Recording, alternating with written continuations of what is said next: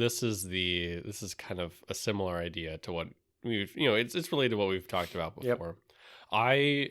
I really get into the idea of having weird, like weird fantasy twists on the rulership of a government in some way, or and so that's obviously what the whole last episode was about. Yeah, when we're talking about the divine right of kings. Yeah. I just wanted it to be literal because it's like, let's take this thing and like really just go 100 miles an hour with it in one specific direction. So I've got an idea of how to do things a little something kind of similar. Where it's still, there's kind of like this like strange situation about like the leadership of a country, but in a different way. One that's not about like, okay, well, this person is here because they were, because of a divine writ. It's because of something else. Okay, so. Oh my God! I just thought of another cool thing. Hit me. It's maybe we can pen this at the end of the maybe we'll edit it in. Whatever. Yeah. There like at one point was a scribe who wrote all of the names of like this thing, and then like it's locked away, and then when one dies, you open it up, and then like one it would have to be under like a vow of secrecy or whatever, and then you go find that child, and you're like, well, you're the ruler now, and then at the end of the book, that's the local apocalypse. We didn't. Yeah. It's like, like, is that the end of the world, or did he just, ran out of paper? Right. Or maybe that guy writes a new book. I don't know. Or just appends a name to the back. I don't know. Yeah, that'd be pretty neat. I like that. Yeah. And it has to be secret, or else everyone's going to be naming their kid. And every mom is like guessing the next name, but it was written literally thousands of years ago. Mm-hmm. And so the naming conventions are just super old. Yep.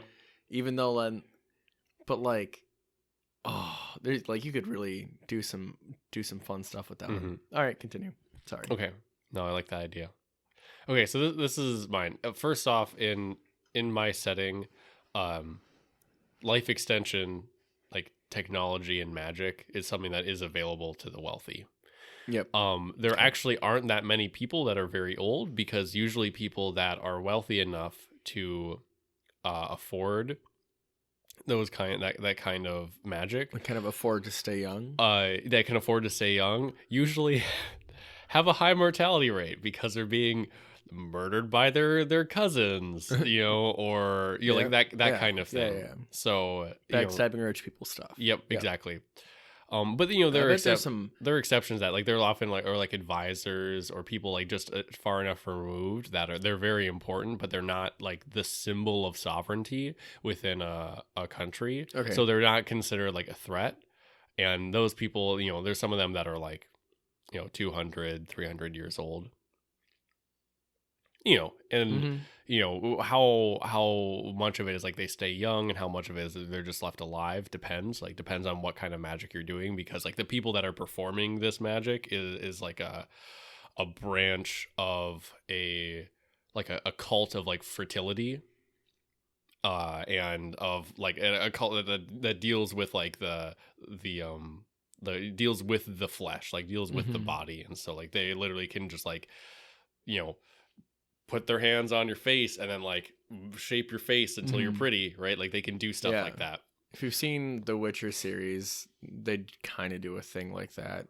I think they call it like sculpting or whatever. Where it's like, a magic ritual happens and all of a sudden you're pretty, or you have big boobs, or you have a different face, whatever. And specifically the inspiration I got this from was in World of Darkness and like Vampire, there is a particular magical, I don't know where they use, but magical study called vicissitude, which is like the changing of the body. Greg word. It's so badass. And like they take it in like a very dark vicissitude? way. Yeah, vicissitude, which boy howdy. Which like part of some of the people in this cult take it that way, because like so like one of the ideas is that there's like this war form that people of this following will take, they will like turn their body into like the most powerful killing machine, where like they're they become armor, they have like spikes all over them, and they're just and then you turn into an orc from Shadow of Mordor. It's more like they look like a demon. Okay. Like it's super cool. And Okay, I'm cool. like, okay, that's something that exists. All right. And then there's the flip side of it, which is like, hey, we will,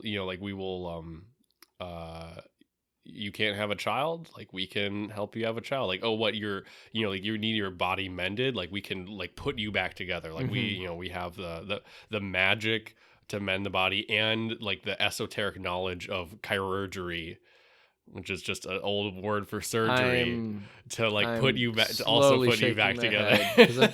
Of course, Greg knows that word. All right, continue, Greg. Isn't that dope though? No, those are the kind of words that I look up and can't find. Where do you find these words? Pete's sake, Greg. Well, anyway, Greg, please. So with that context.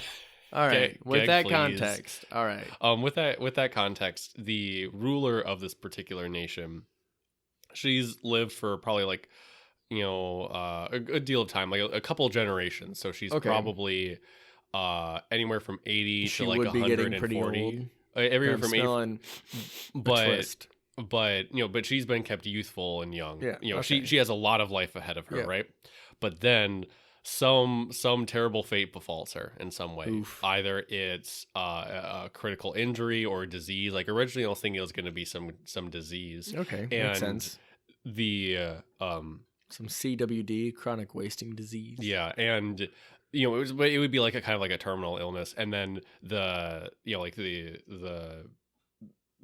her physicians, like this cult that have been keeping her alive, like come basically like inspect and like figure out what's going on. It's like, okay, like there's some kind of poison or some sort of disease, and they like looking through legends and myth, they know how to fix it. Some particular thing needs to be found, and so like it would be like the golden fleece, like something kind of like that, like some ingredient needs to be found, but that hasn't been, no one's seen that or found that in this land for 200-300 years. Right? We don't know if it really exists, and so like basically like a bounty's put on it, like heroes go on quests to find this.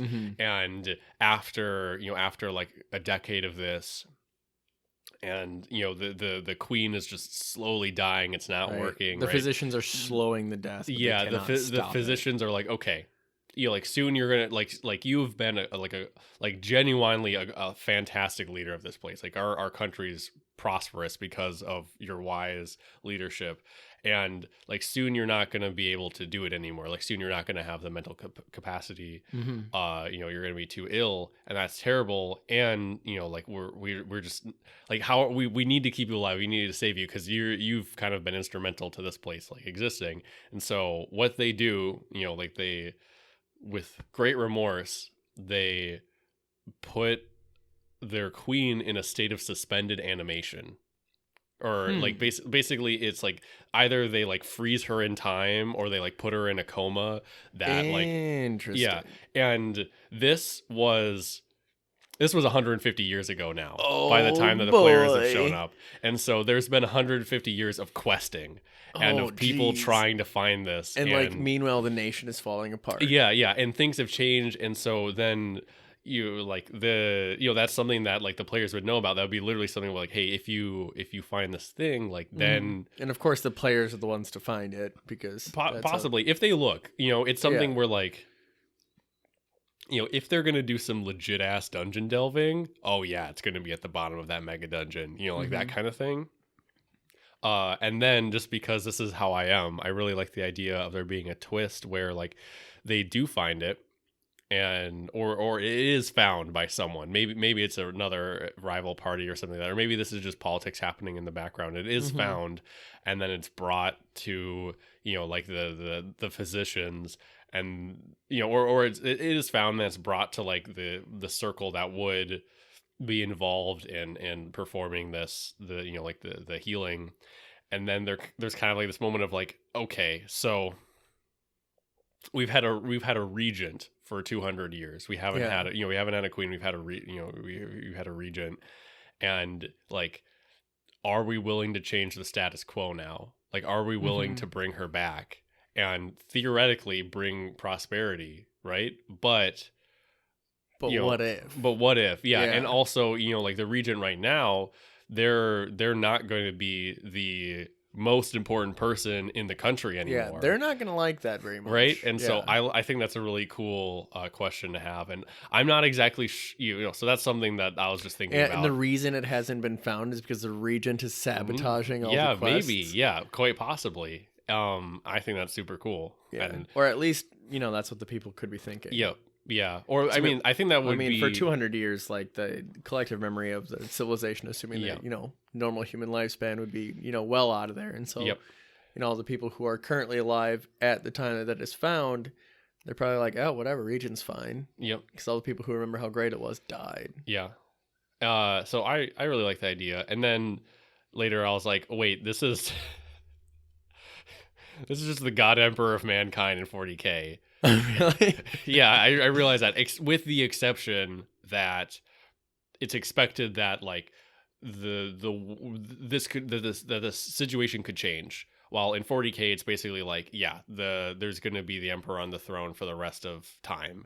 Mm-hmm. When in this situation, there is like the chance that something could actually happen. And I like the idea that the players could actually do something about that. So the emperor on the throne is just suspended animation. Yeah, so I kind of have I'm not exactly sure how I would do this, because already in my setting there is something that this is just like a magic item that I wrote up. Mm-hmm. There's something called a stasis box, which I could have a much more interesting name. Yeah, but it's exactly what it sounds like. Cryo freeze chamber. It is a box that when you shut the lid, everything within that is no longer in time. Right? Yeah. So you shut it and then it's just. Yeah. Like you can't even look into it because it can't interact with so it's just like this black void, and people use that for preserving things basically. Yeah. But I was thinking about that, like I was like, okay, that's cool, but like how am I going to keep this from being broken as fuck? And so I this was years ago. I decided like, okay, it gets exponentially more expensive the larger this is, right? Mm-hmm. So one option for how this person could get interred is like the word that I want to use, is that they were able to build a stasis box just big enough to fit the queen. And so like the queen like gets in like fetal position and then shuts it, and I like the idea of like kind of giving a bit of a perspective of the queen. She was to wake up, she'd wake up where and it was where it's like, she's like, what's it going to be like? And it'll be like, you won't even dream. Because you'll go in there and then you'll come out. Yep. And so then it shuts and then opens and then there's just someone different, right? Oh, like God. the day, like it's a different time of day. Yeah. And then I would, I think the person would, the queen would come out and be like, oh, okay, all right, well, just like kind of nonplussed, like sort of like a little bit excited, and then everyone else is like very serious, is like, oh, like you have no idea how long we've waited, and you're like, and the queen's like, oh boy, like, oh no, I have a great burden to bear now, right? Can you imagine if the queen was like completely forgotten and then someone just like happened to stumble across it and then it's like, oh yeah, and then this person is just like, they wake up in the ruins, like it's post-apocalyptic civilization that she once ruled. Jim Davis from WebDM has a fantasy post-apocalypse setting. Yep. That's something that would totally fit. And I think that's super cool, where it's like oh man, if I was running a fantasy post-apocalypse setting, I would totally do that, where it's like you like I would want this to probably be one of the characters, where it's like you're someone that you got pulled out of a pod, and then you're like, oh, well, the bombs were dropping as I was put in here, and now everything's destroyed, and like I'm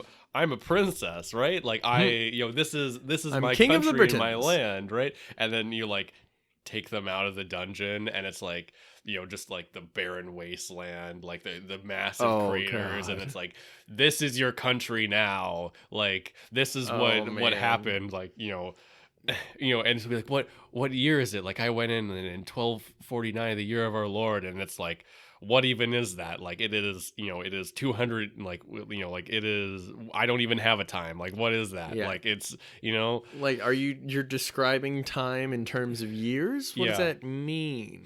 Yeah, it's like we no longer go like we no longer go around the sun. Like what's winter? Like I don't get what you mean. Yeah, God, that'd be so funny. Yeah, I think that would be super sweet. I like that, and that would be a good audience insert too, where it's like whenever you need to explain everything to the party, you just explain it to this character. Yep. And then everyone knows now, right? Yeah. Yeah. Classic trope. There's a name for that for sure. But so the second option of how this person would be interred is that instead it was kind of like a more like a gentle repose kind of spell. So instead I like the idea that it's like you could actually like the queen is like behind a glass box.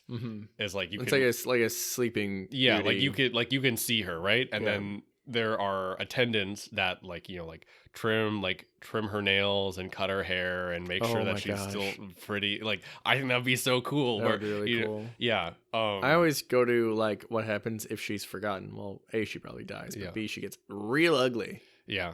I don't know. It would be something that I would deliberately have it like not quite make sense, where it's like, okay, yeah, like her hair is growing and stuff like that, so like technically she's still aging, but like I'll be like, no, it halts the disease, it's fine, don't worry about it.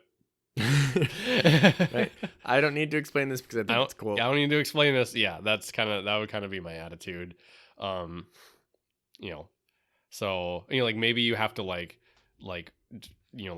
feed her to like poor nutrients, like like get like some kind of like oat slurry that you're like, okay, we have to feed the queen now. Yeah, and, the queen's been on an IV for 300 years, but we're still trimming her toenails, which I think which is getting way more 40K, right? Like now that's the golden throne that keeps the emperor alive, right? So I don't know. Like, here's an idea that I think I got from, or that just came to me, that was inspired from Stuff to Blow Your Mind. Where it's like squirrels, when they hibernate, it's not necessarily a like hibernation, or maybe like bears and things. Just hibernation may not be like the long sleep that we think it is. It may be more of what they called like a hot sleep. Yeah, where it's like you are awake. You are like functioning, you're just really sweaty and really uncomfortable, but you're not using a lot of energy. Like I don't know exactly how it would go, but like it'd be really 40K if like when she's brought back, it just has like the fervorous memories of everything that's happened in her court that she's seen. Yeah, or like even if she was insulated completely, like her last 500 years of existence was uncomfortable, like sleepless, restless, like waiting. Oh God, that would be so terrible. And well, I mean, if we're also using like the dream, like you could, like she's become a denizen. I don't know. I would do something if she wasn't like put in like the stasis chamber, which I've started calling it in my head like the no box, which is something from like Dune, or like there's like a no field, which I think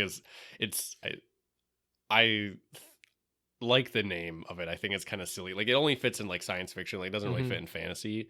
But in these are in the later Dune books. Like there's like no fields and no ships, and those are things that basically they're things that are shielded from prescience, so you can create a chamber and shield it from prescience, so you can keep it from like the God Emperor of Dune from knowing about it, right? And so similarly, I think I like the idea of like it's a no box because it now just no longer exists. It can't be interacted with in the world. Like you can't spy on it, right? So if you're not in a no box, and you're in that like kind of like coma state, like then you probably become like a denizen of the dream. And then you get pulled out of that. Yeah, exactly. And I like and it's just another one of those denizens that are like is always there, and people don't know who this person is, right? But they would probably know her as like the matriarch or something like that, because I think all the denizens of the dream should have really like archetype, like names of archetypes. Yeah, archetypal. And you know, and so this is like sort of like a wise figure, you know, like that is definitely like has like like an air of sovereignty and rulership and leadership about her that will give you some genuinely good advice and also like tell you off if you're being, you know, if you're not... she was the best. Yeah. Yep. Like, and it's just something where like, oh, it's just like a kindred soul that's out there and like will help you out. Like if you're like, oh, but my God, actually like, I'm trapped in a box. Yep. And then, you know, and then so I like the idea of like if you have someone in the party that is a dreamer, like I don't know, like this is sort of like the deep lore shit that I nerd out over sometime. Yep. Like it's something that like a player's never going to actually see, but I like the idea of, you know, like describing like the denizens of the dream to one of the characters that is a dreamer, and then later talking about these political events going on, and then talking about how like you haven't seen the matriarch, like you haven't felt the matriarch's presence in such a long time, and the matriarch was always there. There never was a time when, you know, because theoretically these people are, you know, have a waking life too. The matriarch never did. The matriarch was always there. Yeah. So that's strange, and there's a comforting presence that's now gone from this place. And then maybe they put 2 and 2 together, and they're like, What do you do something where it's like, if they stumbled across like, okay, so the matriarch is brought back to good health. Yep. And then somehow, or the dreamer like helps make that happen, gets a reward or whatever, and then like meets the matriarch, and they're like, oh my God, you're the... Yeah.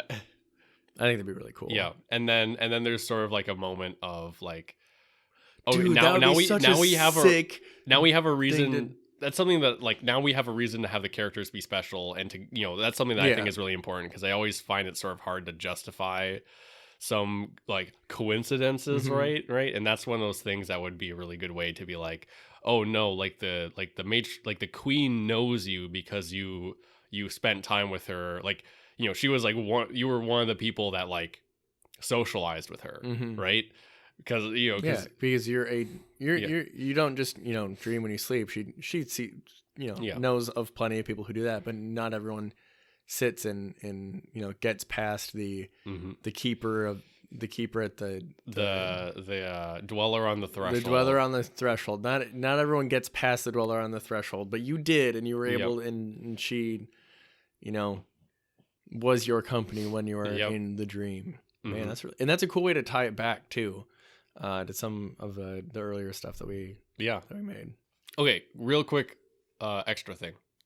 Another thing that I wanted to have that I thought was really important about having this this queen like interred and in suspension is that I think that you can have really interesting, you can make a country or a religion or a thing a lot more interesting by having it told in a story, having its history be a story. And so I think like kind of like the best example for the America within recent past is 9/11, and like that's our story. And then like going, you know, like this thing happened, and then we went to the war, and now we have the NSA and we have Homeland Security because of that. Like I think you know, I really like that kind of story. And so similarly with, you know, with this, like I don't remember exactly, but like I remember reading about like the assassination of a czar, like a Russian, and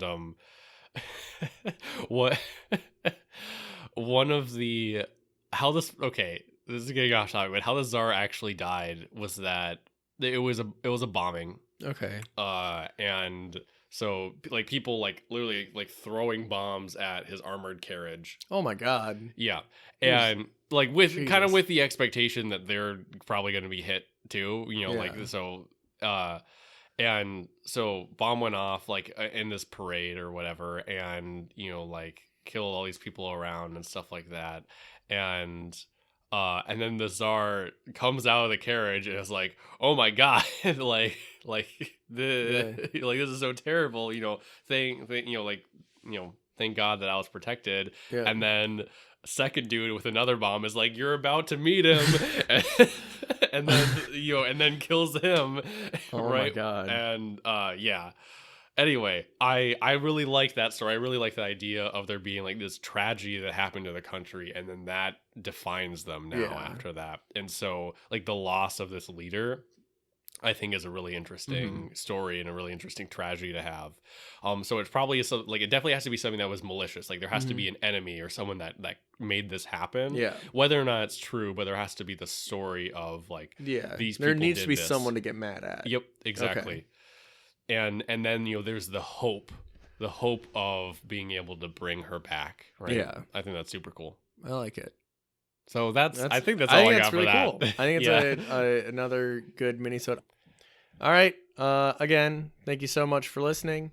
I thought this episode was neat. If you think it's neat, let us know via rating and reviewing. And send us emails. Send us questions. I should check my email real quick.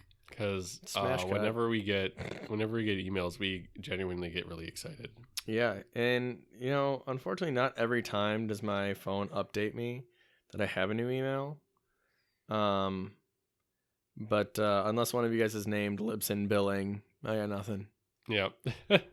But in any case, thank you so much for listening, and we hope you have a good quarantine.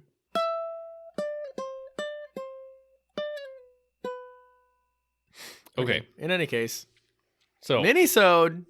Yeah, minisode, or we'll see. We'll see how long this goes. Which is appropriate because we're in Minnesota. A Lamau.